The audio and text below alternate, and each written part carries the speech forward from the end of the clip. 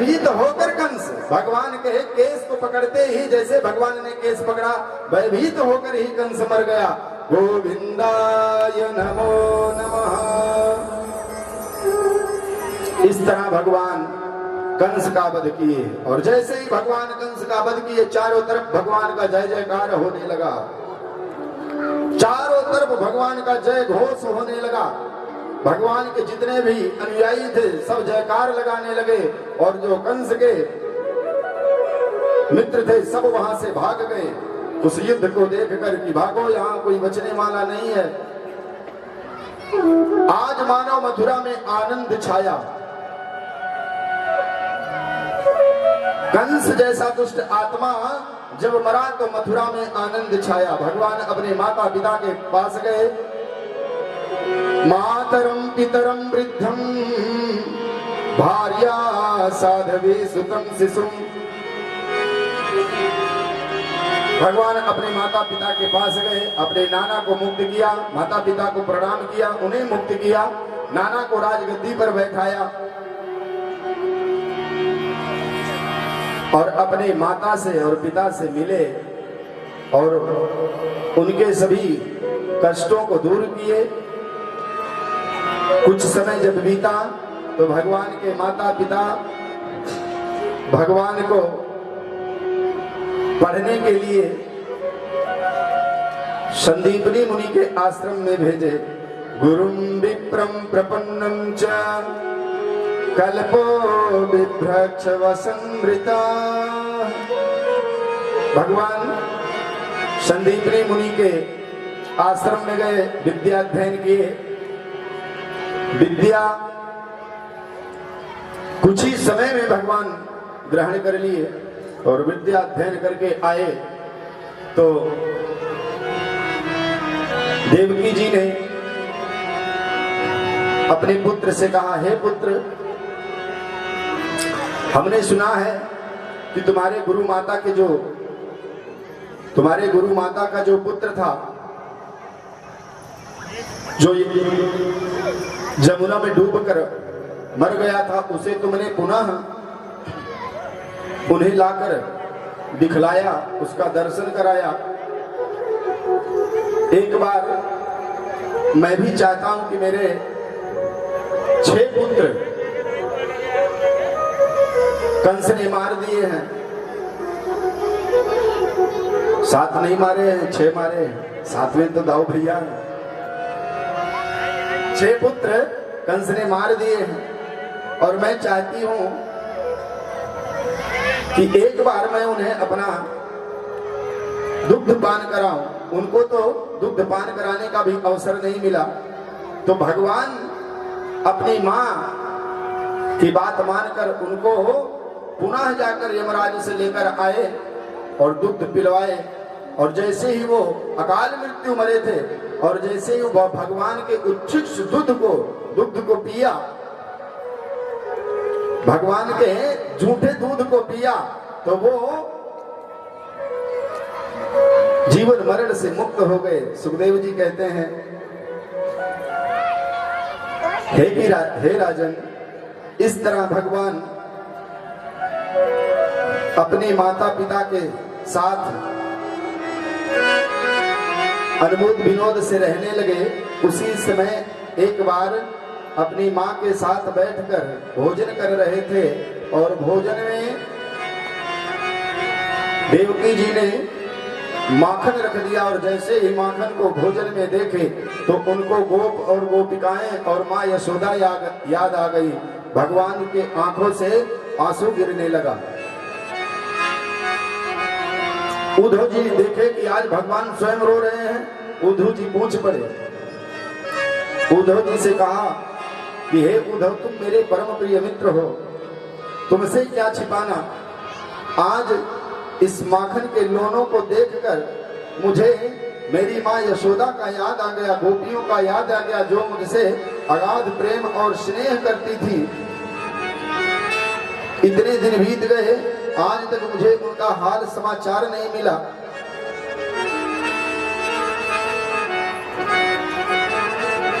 जाओ और तुम उन्हें मेरा संदेशा देकर आओ और उनका संदेशा लेकर आओ।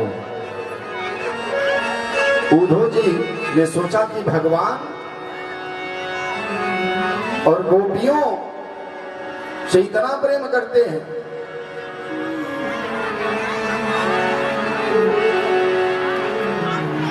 सुखदेव जी कहते हैं राजन, गच्छ शीघ्रं ब्रजं हे सखे सुंदरम श्रीलता कुंज पुंजादि विरमण्डितम गोप गोपी गणेर गोपकुलम संकुलम। हे मित्र, शीघ्र ब्रज हे सखे सुंदरम, शीघ्र ही ब्रज में जाओ। बोले महाराज, हमें तो कभी ब्रजवासियों ने देखा भी नहीं, मुझे क्या। भगवान ने अपना पीठ पटल दे दिया कि इसे ले जाओ और इसको जैसे ही देखेंगे तो वो समझ जाएंगे। बताने की भी जरूरत नहीं है कि आपको किसने भेजा है, अपना पीतांबर दे दिया, उड़ाकर भेज दिया। उद्धव जी उसी रथ को लेकर जा रहे हैं जिस रथ पर भगवान बैठकर आए हैं। जैसे ही पहुंचे वृंदावन में रथ को लेकर उद्धव जी, गोपों ने देखा, सबको बता दिया कि लगता है आज श्याम सुंदर आए हैं। सबों ने देखने के लिए आए, देखा तो रथ वहीं पर खड़ा, रथ वहीं पर खड़ा, रथ में कोई नहीं। सब आश्चर्य कर रहे हैं, रथ तो वही है, घोड़े भी वही हैं, लेकिन ना रथ में आने वाला ना चलाने वाला दिख रहा है।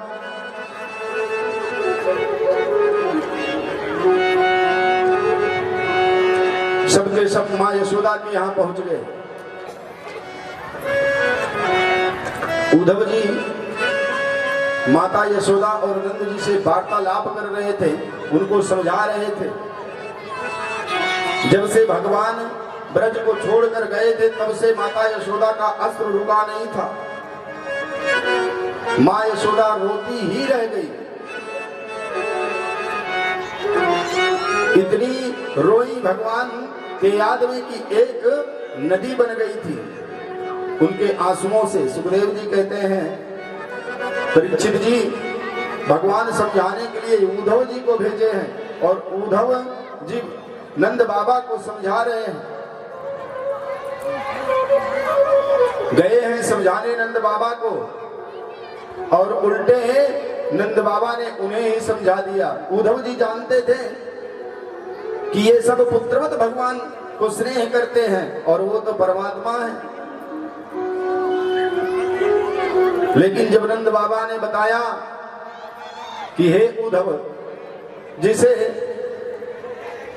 तू मेरा पुत्र कह रहा है, वो भले ही पुत्र का सुख देने के लिए मेरे पास आया था, लेकिन वो मेरा पुत्र नहीं, वो भगवान था, ये हम सब जानते हैं। उद्धव जी बड़े आश्चर्य में पड़े और उद्धव जी वहां से उठकर उनके दुखों को देखकर उनसे और कुछ कह नहीं पाए, वहां से चले आए। गोपियों के पास आ गए जहां गोपियां थी। उद्धव जी को जैसे गोपियां देखती हैं, गोपियां आपस में वार्तालाप करने लगती हैं, उद्धव जी से बात नहीं करती। उद्धव जी बार बार प्रयास करते हैं बात करने का।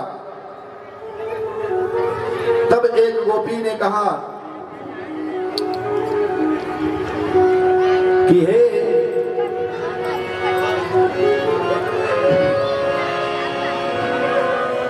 उद्धव, क्या तुम्हें मेरे श्याम सुंदर ने भेजा है?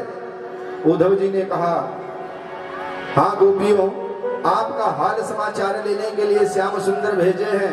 गोपियों ने कहा, क्या हम अभी भी उन्हें याद आती हैं? उद्धव जी ने कहा अगर आप याद आई ना होती तो मैं यहाँ क्यों आया होता।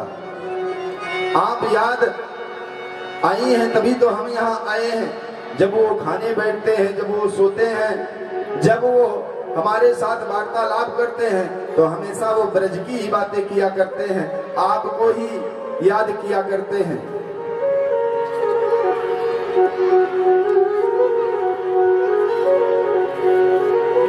तब तक जैसे इतना सुनी गोपियों के नेत्रों से आंसू गिरने लगे और गोपियां रोकर भगवान से कहने लगी कि हे उद्धव जी जाकर कह देना उस मोहन से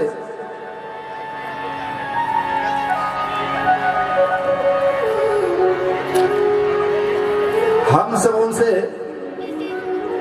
अगाध प्रेम करती हैं। वो जानता है कि हम उनके बिना जी नहीं पाएंगी, लेकिन हम उनके बिना जी लेंगी। जब वो कठोर बन गए, हमें छोड़कर चले गए, तो क्या जानते हैं वो कि हम उनके बिना नहीं रह पाएंगी, हम भी रह लेंगी।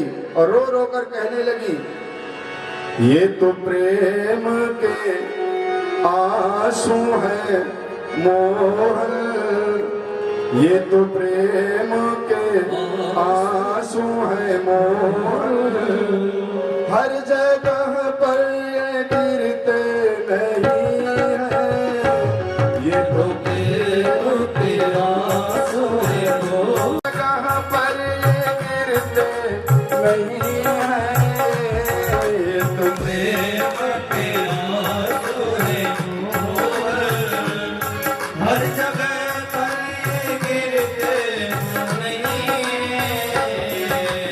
नजरों के देख नजरों के आगे तुम्हें फिर आंखों में रुकते नहीं हैं, देख नजरों के आगे तुम्हें फिर आंखों में रुकते नहीं हैं, ये तो प्रेम के आंसू हैं मोहन।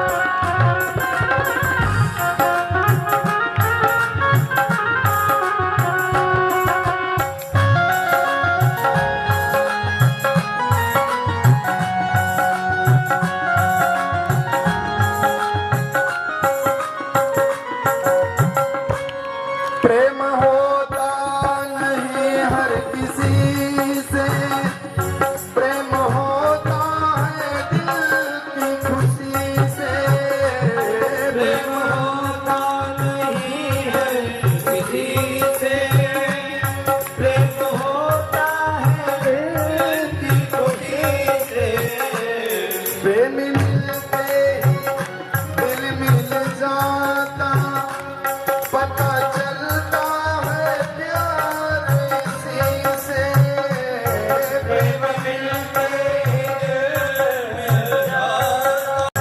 नैन जल हीरा करते हैं, ये तो प्रेम के आंसू हैं मोहन, हर जगह पर गिरते नहीं हैं, ये तो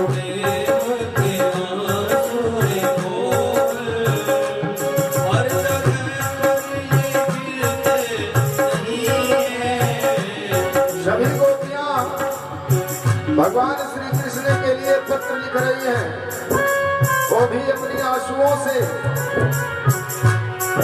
कि हे कन्हैया हम सब तो आपसे प्रेम कर रहे थे और कब हमें प्रेम हुआ ये हम जान भी नहीं पाई, अब तो और किसी से हम प्रेम कर भी नहीं पाएंगे। इस अखियों में अगर अब कोई रहता है तो वो केवल तुम ही रहते हो। इन अखियों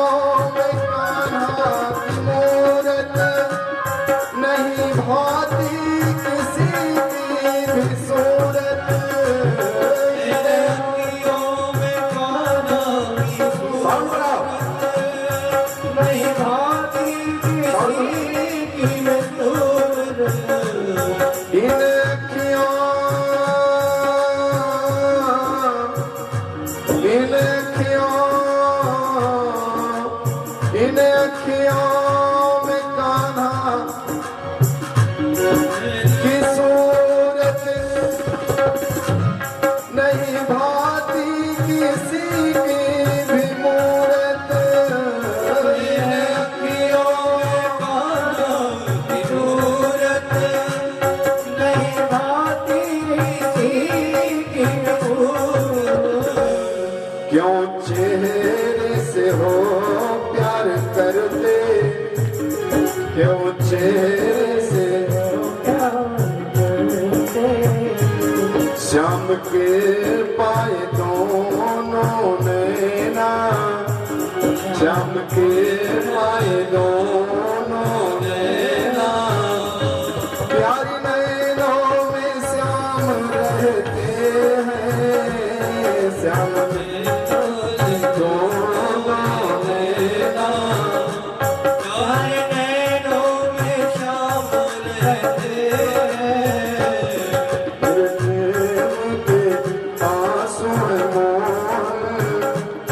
ये प्रेम के आंसू मोहन, हर जगह पर गिरते नहीं हैं, ये तो प्रेम के आंसू मोहन, हर जगह पर गिरते नहीं हैं।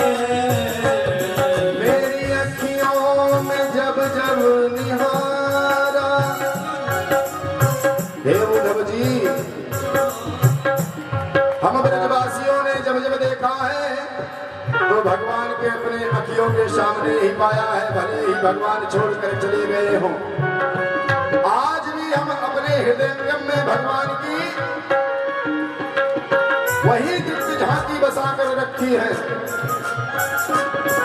इसलिए यदि आप जानते हो कि वो मुझे छोड़कर चले जाएंगे तो हम उन्हें छोड़कर जाने नहीं देंगे। उन मेरी अखियों ने जब जब निहारा, मेरे जीवन में एक उजियारा, मेरी अखियों ने जब जब पुकारा, पाया नजरों को जब जब, तेरे नजरों को जब है इनायत, तेरे भक्तों का चमका सितारा, तेरे नजरों को जब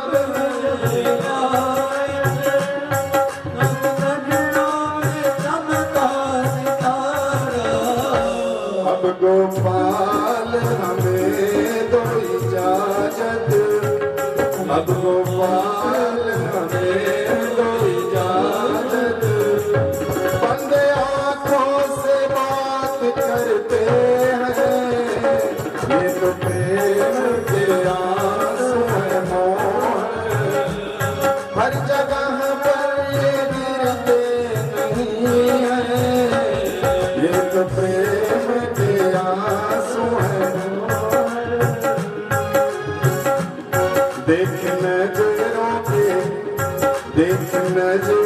के आगे तुझे, फिर आंखों में रुकते नहीं हैं, देख नजरों के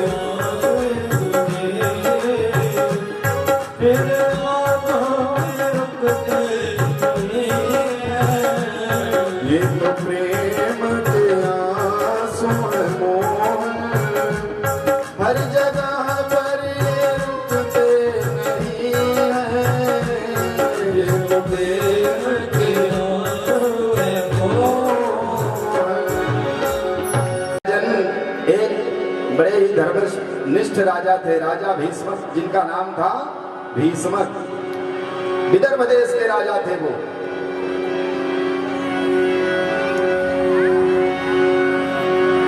उनकी पुत्री रुक्मिणी जी थी जो बड़ी ही लाडली थी। भीष्मक जी चाहते थे कि मेरी पुत्री का विवाह भगवान श्री कृष्ण के साथ हो, लेकिन उनका जो बेटा था रुक्मिण, वह नहीं चाहता था। वह चाहता था कि मेरे मित्र शिशुपाल के साथ विवाह हो। बेटे के आगे भीष्मक जी का नहीं चला और वह अपने मित्र के साथ विवाह तय कर दिया। बोलिए जय जय श्री राधे। यह बात जब रुक्मिणी जी को पता लगा तो वो बड़ी दुखी हुई और वो भागते भागते पंडित जी के पास पहुंची कि हे ब्राह्मण देवता, आज हमारे ऊपर बहुत बड़ी विपदा आ गई है और उस विपदा से आप ही मुझे छुटकारा दिला सकते हो। ब्राह्मण देवता बोले, पुत्री क्या बात है, बताओ तो सही। रुक्मिणी जी ने कहा कि एक पत्र मेरा है, आप जानते हो कि मेरा विवाह मेरा भाई रुक्मिण शिशुपाल के साथ तय कर दिया है और मैं उससे विवाह कराना नहीं जानती। मैं तो वरण भगवान श्याम सुंदर को कर चुकी हूँ और उन्हीं से विवाह करूंगी, अन्यथा इस जीवन को त्याग दूंगी। पंडित जी ने कहा, पुत्री चिंता मत करो, तू मेरी भी पुत्री है, तू जो कहेगी वो मैं करने के लिए तैयार हूं। सुखदेव जी कहते हैं, राजन उसी समय रुक्मिणी जी ने रुक्मिण्याः स्वयं एकांते लिखित्वा दत्र पत्रिका मुद्रामुन्मुच्य कृष्णाय प्रेम चिन्ह मदर्शयत्। रुक्मिणी जी ने एकांत में जाकर एक पत्र लिखा और पत्र को लिखकर रुक्मिण्या स्वयं एकांते लिखित्वा दत्त पत्रिका, पत्र लिख करके पंडित जी के हाथों में दे दिया और कहा, हे ब्राह्मण देवता, ये पत्र आप ले जाके द्वारिकाधीश को श्याम सुंदर को दे दीजिएगा। रुक्मिणी जी का पत्र लेकर विदर्भ देश से द्वारिकापुरी ब्राह्मण देवता आए और भगवान के द्वारपालों से कहा, जब वो बताए कि कोई ब्राह्मण मिलना चाहता है, भगवान ने कहा अंदर भेजो। स्वयं पत्र ले जाकर के भगवान के हाथों में दिया और कहा, ये विदर्भ देश की भीष्म की पुत्री रुक्मिणी जी ने दिया है आपके लिए। भगवान ने कहा, ब्राह्मण देवता इसमें क्या लिखा है, आप ही बता दो, पढ़ के सुना दो। ब्राह्मण देवता ने कहा, भगवान इसे मैं नहीं पढ़ सकता। बोले क्यों? बोले ये है पत्र, प्राइवेट पत्र है इसलिए। बोले भगवान बोले, सुनो, ब्राह्मणों से कुछ छिपा नहीं है, जैसा भी है पढ़ के आप ही सुनाओगे। सुखदेव जी कहते हैं, राजन जब उस पत्र को पढ़ना प्रारंभ किए तो रुक्मिणी जी ने उस पत्र में लिखा था, श्रुत्वा गुणान् भुवन सुंदर शेर्वतां ते निर्वेश्य कर्ण विवरैर् हरतोऽङ्गतापम् रूपं दृशं दृशिमता मखिलार्थलाभं त्वय्याच्युताभिसति चेत्तिमपत्रलेपम्। श्रुत्वा गुणान् भवन सुंदर श्रीवतान में, हे भगवान, मैंने सुना है, देखा नहीं है आपको, मैंने केवल आपके गुणान वादों को श्रवण किया है, आपके गुणों को सुन सुन के जाना है। श्रुत्वा गुणान भुवन सुंदर श्रीवताम में, अपने कानों से मैंने सुन के केवल जाना है और आपके गुणों को सुन सुन के मुझे आपसे प्रेम हो गया। निर्वेश्य कर्ण विवरैर् हरतोऽङ्गतापम्। हे श्याम सुंदर, है आनंद कंद सच्चिदानंद, आपके बारे में मैंने सुन सुन के सब जाना है और आपसे प्रेम कर बैठी है। रूपम दृशम दृश्यमता अखिलार्थ लाभम। मैंने आपको देखा नहीं, आपके रूप को नहीं देखा,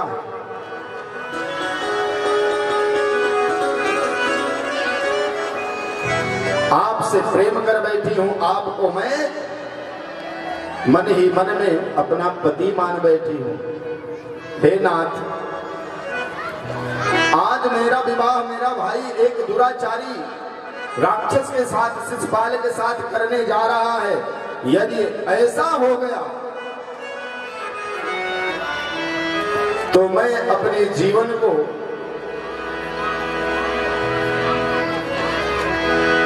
दूसरे के हाथ में जाने से पहले उसी मंडप में समाप्त कर देगा। मैं जीवित नहीं रहूंगी। मैं पति केवल आपको बना सकती हूं, अन्यथा पूरे इस संसार में किसी को नहीं बनाऊंगी। इस तरह पत्र में लिखा। ब्राह्मण देवता ने पत्र बांचकर भगवान को श्रवण कराया। भगवान ने सुना ब्राह्मण देवता को। भगवान बोले, जाओ निश्चिंत होकर, मैं आ रहा हूं। सुखदेव जी कहते हैं, राजन, उधर ब्राह्मण देवता द्वारिकापुरी से निकले, इधर भगवान भी अपने रथ पर बैठकर द्वारिकापुरी से निकल लिए। दाऊ भैया ने देखा कि कन्हैया कहीं अकेले जा रहा है। उनके मन में शंका हो गई कि अगर ये अकेले जा रहा है तो कुछ ठीक नहीं है। और थोड़ी देर पहले एक ब्राह्मण भी आया था और वो ब्राह्मण विदर्भ देश का था। और मैंने सुना है कि विदर्भ देश की जो राजकुमारी है उसका स्वयंवर है, तो ये कन्हैया वही जा रहा है, इसका कुछ ठीक नहीं है। तो दाऊ भैया भी अपनी एक छोटी सेना लेकर पीछे पीछे चल पड़े। भगवान बिना बाराती के जा रहे थे। दाऊ भैया ने सोचा, रुको, बाराती के बिना क्यों जा रहे हो, हम भी आ रहे हैं बारात लेकर। आगे आगे तुम चलो, पीछे पीछे मैं आ रहा हूं, जो होगा वो देखा जाएगा। अच्छा, भगवान कहीं भी कुछ करने जाते थे तो दाऊ भैया पीछे से, भाई बड़े थे, सपोर्ट करने के लिए पहुंच जाते थे। कन्हैया मैं आ रहा हूं, चिंता मत करना। भगवान रथ लेकर गए और इधर मंदिर में जाकर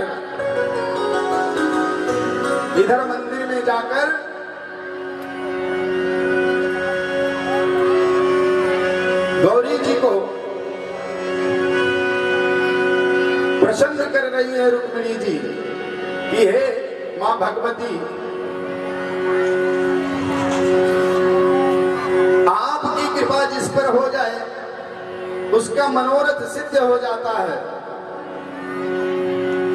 और आज मेरा यह आराधना स्वीकार करिए आप, और मुझे पति के रूप में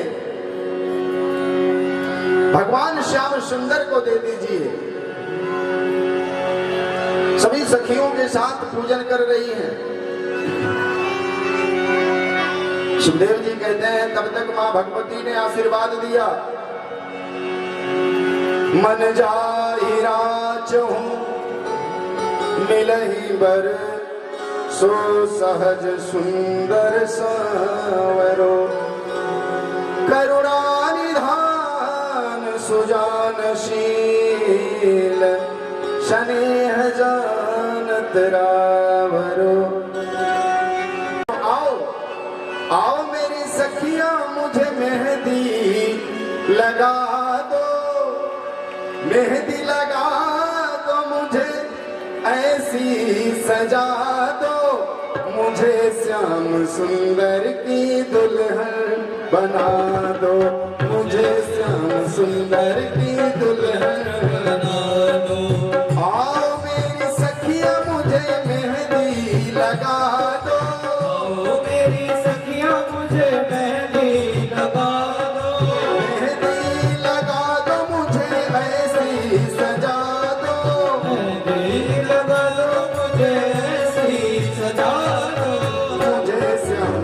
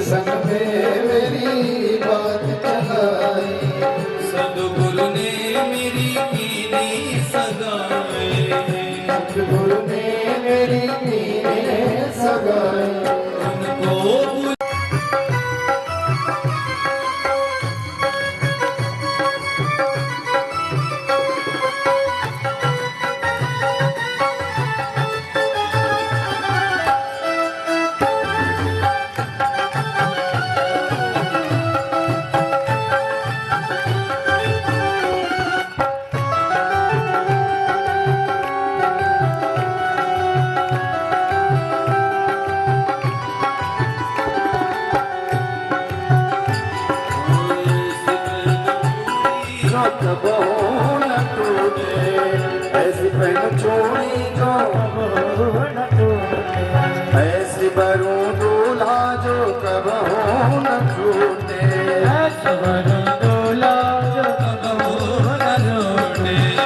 ऐसी पहनू चूड़ी जो कबहू न टूटे। ऐसी पहनू चूड़ी ऐसी बरू दूल्हा जो कबहू न रूठे। ऐसी बरू दूल्हा जो कबहू न रूठे। अटल सुहागन विदिया लगा दो। सुहागन विदिया लगा दो। मुझे श्याम सुंदर की दुल्हन बना दो। मुझे श्याम सुंदर की दुल्हन बना दो।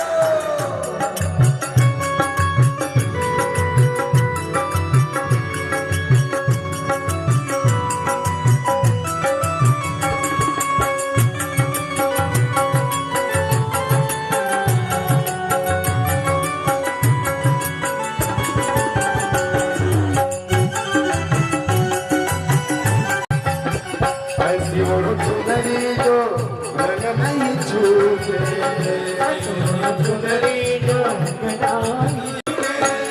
आज मेरी मोतियों से मांग तो भरा दो। आज मेरी मोतियों से मांग तो भरा दो। मुझे श्याम सुंदर की दुल्हन बना दो। मुझे श्याम सुंदर की दुल्हन बना दो। मुझे श्याम सुंदर की दुल्हन बना दो। मुझे श्याम सुंदर की दुल्हन बना दो।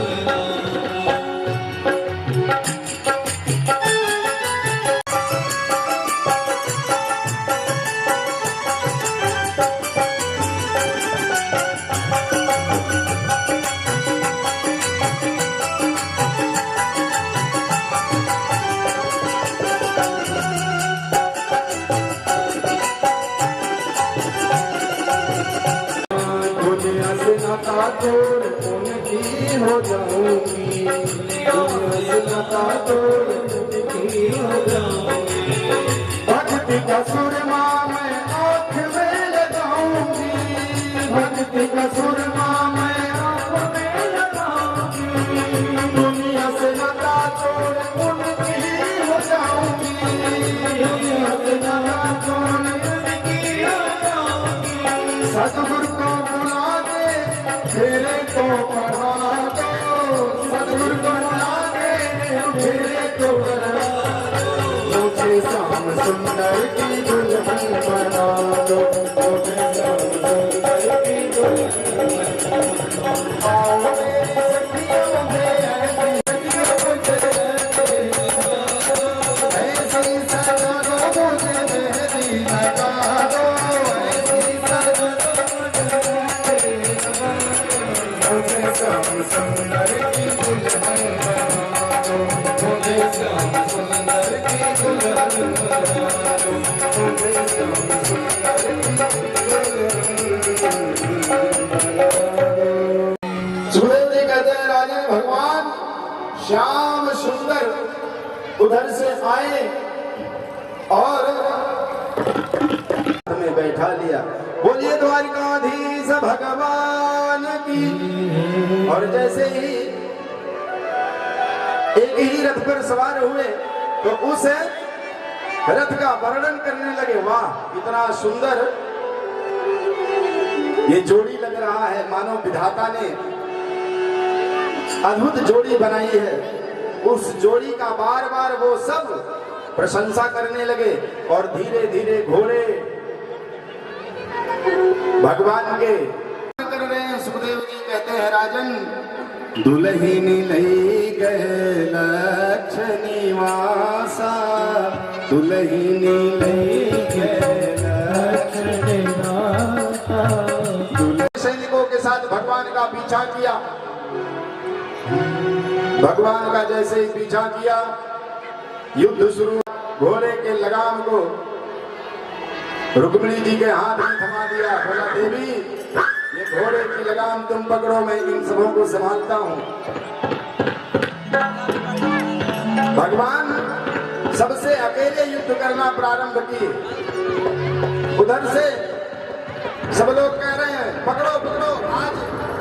इसका भाई हल मूसल वाला नहीं है, इसको जाने नहीं देना है। आज अवसर मिला है, मारो इसको, पकड़ लो आज, आज ये अकेला मिला है।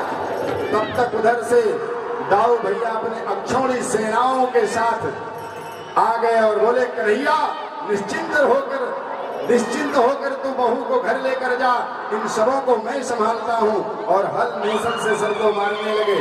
रुक्मिणी जी ने भगवान से कहा, भगवान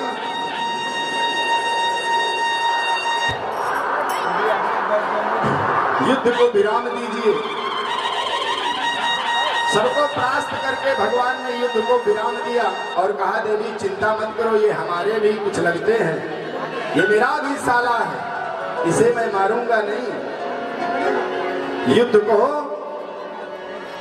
विराम दिया और सबको परास्त करके आज भगवान पुनः अपने द्वारिकापुरी में आ गए। और जब द्वारिका वासियों ने देखा भगवान के इस दिव्य जोड़ी को, तो सब के सब बड़े प्रसन्न हुए और उस जोड़ी को देखकर आनंद मन से भगवान का विवाह उत्सव कराना प्रारंभ किए। बोलिए द्वारिकाधीश भगवान की, जुगल जोड़ी सरकार की। भगवान को सब मिलकर सजाना प्रारंभ किया।